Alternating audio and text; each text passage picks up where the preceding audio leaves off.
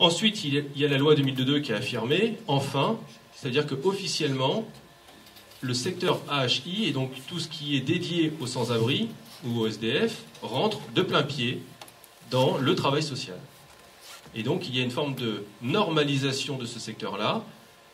À mon sens, officiellement, tous les opérateurs de ce secteur-là sont les travailleurs sociaux et font partie du travail social. Et tout ce qui, en termes de principe, vaut ailleurs, vaut aussi par rapport aux sans-abri. Ce qui n'était pas le cas du tout dans le mode de constitution de ce secteur-là, qui s'est créé dans une norme de dérogation. Hein, je rappelle le CHU, vision minimale, une prise en charge à la nuit, une remise à la rue le matin. D'un point de vue travail social, c'est aberrant. Donc tout ce qui nous éloigne de la dérogation est bienvenu. Ensuite, évidemment, c'est aussi une logique de la logique du travail social, c'est le suivi individualisé.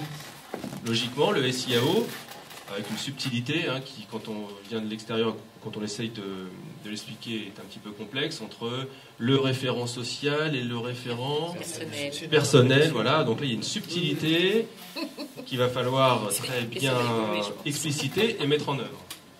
Mais en tout cas, dans l'esprit, c'est fondamental, évidemment. Le travail social se construit sur un suivi social individualisé à l'échelle des valeurs d'un individu. Ça paraît tout bête, mais ce n'était pas le cas jusqu'à aujourd'hui, c'est affirmé, et le SIAO est le moteur de ça. Ensuite, dans les principes, aussi, articulation entre urgence et insertion, évidemment, c'est très important. Les gens ne sont pas soit dans l'urgence, soit dans l'insertion. Ils sont des êtres sociaux à part entière. Donc tout travail avec les personnes prises en charge rentre dans une logique de socialisation qui ne peut pas se référer à une dichotomie entre urgence et insertion, ça n'a pas de sens. Donc tous ces éléments-là me semblent être fondateurs, fondamentaux, aller dans le bon sens, etc., etc. Alors après, c'est dans les modalités d'application. Et c'est là que je vais rentrer dans une démarche, dans une vision un peu plus critique. Tout d'abord, l'application la plus en rupture avec les principes, c'est la distinction entre deux styles d'opérateurs dans certains départements, comme le vôtre, entre urgence et insertion. Effectivement, c'est aberrant. Ça n'a pas de sens par rapport au principe qui est énoncé. Alors, on a compris que ça s'est mis en place comme ça. Ce n'était pas une volonté d'ailleurs de l'État. Ça s'est mis en place comme ça. À mon avis, ça devrait disparaître à terme.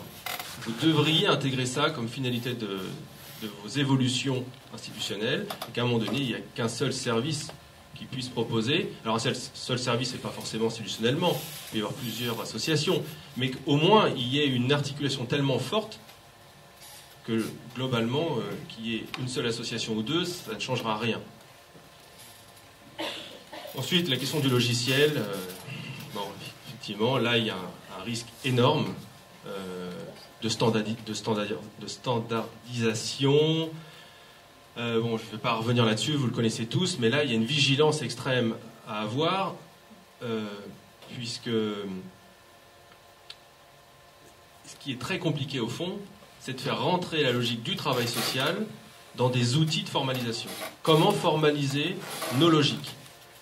Et très souvent, notre pays est particulier de ce point de vue-là, il a du mal, dès qu'on lui demande de formaliser quelque chose, il va chercher du côté des sciences un petit peu dures, d'une caricature de sciences ou de démarches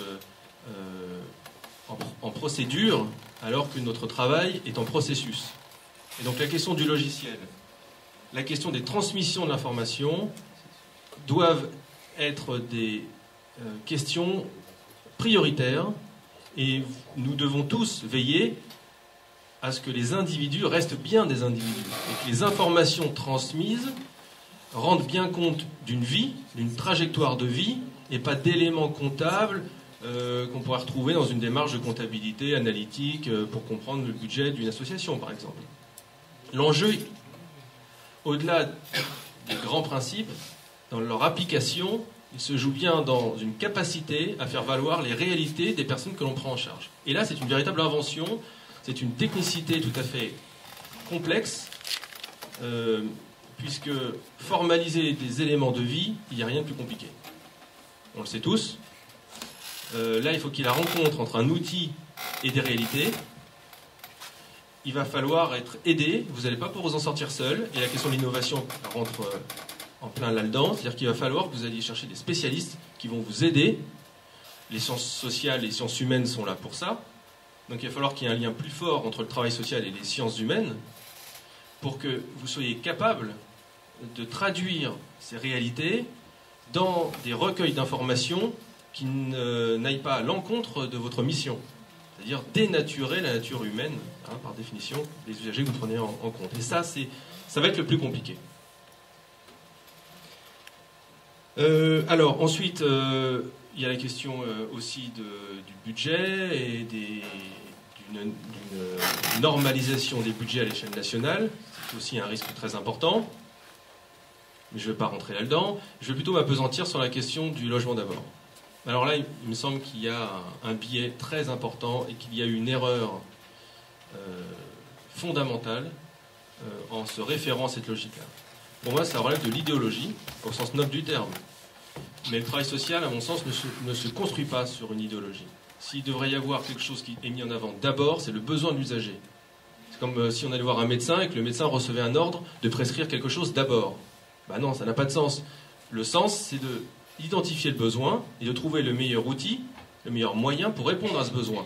En disant le logement d'abord, on entend l'hébergement après. Et en plus, fondamentalement, il y a eu des lois Dallot-Moll qui ont complètement bougé les lignes de différenciation entre le logement et l'hébergement. Distinguer les deux sans les définir ne veut plus rien dire aujourd'hui. Par exemple, aujourd'hui, il est beaucoup plus protecteur d'être dans un hébergement que dans un logement, alors qu'historiquement, c'est l'inverse. C'est comme si le CDD devenait, dans le monde du travail, plus protecteur qu'un CDI. Parce qu'il y a eu des lois qui ont été créées. Bon, c'est pas le cas, mais pour l'hébergement et le logement, c'est ce qui est en train de se passer. C'est-à-dire que non seulement il y a une loi qui dit qu'il faut prendre en charge toute personne qui demande un hébergement, ce qui n'est pas le cas pour le logement. On peut demander un logement sans forcément l'avoir.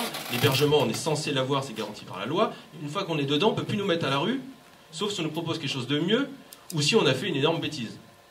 Donc logiquement, dans la loi en tout cas, quand on est dans un hébergement, on est censé y rester de manière illimitée théoriquement, ce qui n'est pas le cas dans un logement, puisque si on ne paye pas son loyer, à un moment donné, on va quand même être mis dehors.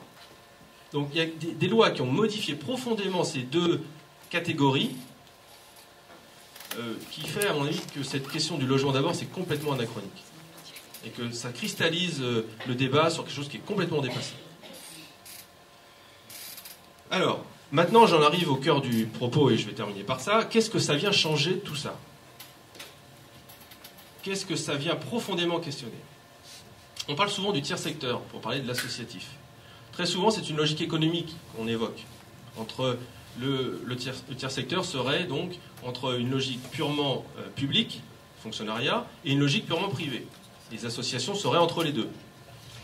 Je vais prendre cette logique-là, et je pense que c'est celle-ci qui est en train d'être questionnée dans ce qui se passe, mais d'un point de vue de la gouvernance, c'est-à-dire d'un point de vue de la répartition des pouvoirs.